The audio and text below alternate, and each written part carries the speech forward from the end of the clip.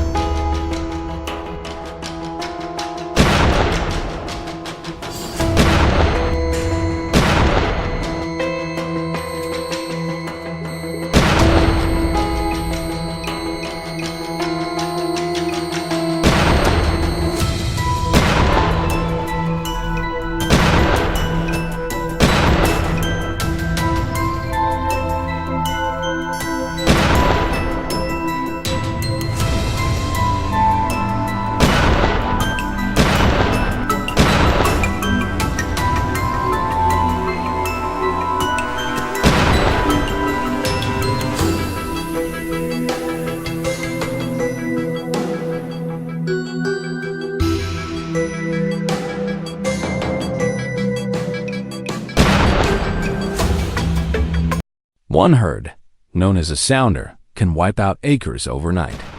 When they move together, their strength multiplies, and their destruction spreads like wildfire. For many farmers, the sounder rustling in the dark isn't just unsettling. It's the sound of their livelihoods disappearing. But this war isn't just about money. The United States government officially classifies feral swine as one of the most dangerous invasive species in the nation. They don't just destroy crops. They threaten ecosystems, spread disease, and displace native wildlife. That's why the USDA and wildlife services have launched some of the largest wildlife control operations in modern history. Using helicopters, night vision scopes, and advanced thermal imaging, teams track and eliminate boars from the air and ground. In Texas alone, experts estimate over 2.6 million wild boars roam freely, a population that continues to rise despite decades of control efforts. And they're not staying in the South. These animals are slowly marching north, crossing state lines, spreading into new territories at an alarming rate. Part of what makes them so unstoppable is their intelligence. Wild boars learn quickly. They recognize traps, remember the smell of hunters, and even change their feeding routes after a single encounter. A wounded or threatened boar can remember danger for years. They communicate, adapt, and outthink many of the tools designed to contain them.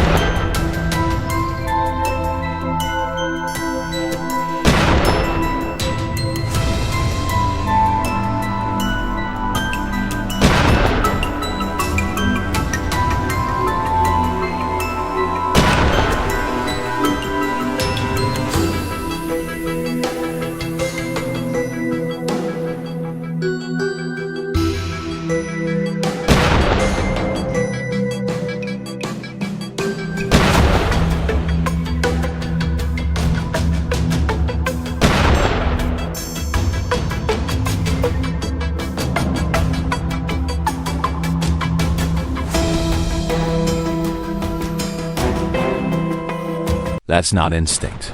That's survival. It's what makes them one of the hardest species to manage in the wild. Farmers who've tried everything, from reinforced fences to electric barriers, often find their defenses breached within days. These animals are determined, resourceful, and utterly fearless. Then comes the most frightening advantage of all: reproduction. A single female can give birth to 2 litters every year, with each litter producing up to a dozen piglets. Within months, those piglets are mature enough to breed again, triggering an explosive population boom. What starts as a few animals can turn into hundreds within a single season. By the time landowners realize the scale of the problem, it's often too late. Traditional wildlife control methods simply can't keep up with that kind of growth. It's a biological chain reaction, fast, unstoppable, and devastating to both farmland and native ecosystems. The threat isn't only economic or environmental. It's personal. Wild boars are aggressive and can be deadly. When cornered, they charge with enough force to break bones, tear through fences, or flip small vehicles. They can sprint up to 30 miles per hour and turn sharply, making them dangerous even for experienced hunters. Every year, hikers, dogs, and even unsuspecting homeowners encounter these animals, often with terrifying results. A fully grown boar, weighing hundreds of pounds, is not a creature anyone wants to meet alone in the woods after dark. That's why wildlife officials across the South emphasize control, not eradication.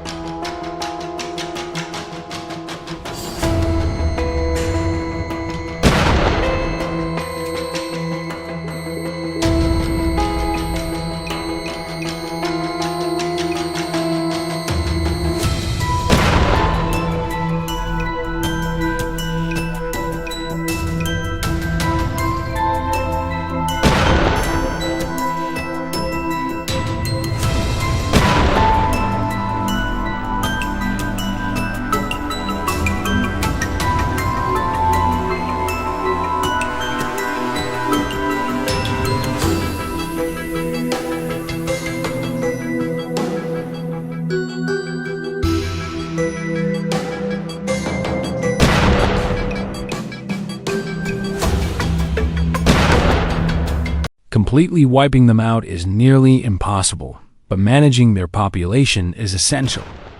Regulated hunting seasons, professional culling operations, and public education campaigns all play a part.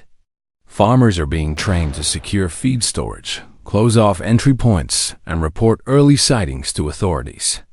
In many rural areas, hunting wild boars isn't just a sport anymore. It's a necessary line of defense.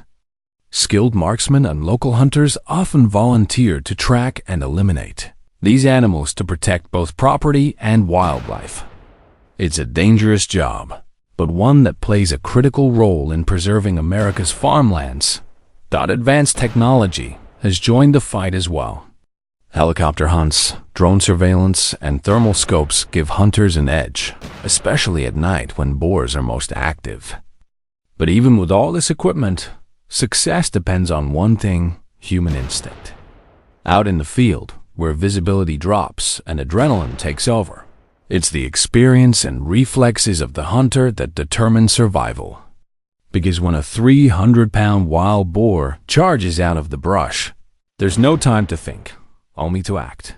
Still, for every battle won, another begins. The wild boar problem is a long war of endurance, waged across farms, forests, and wetlands.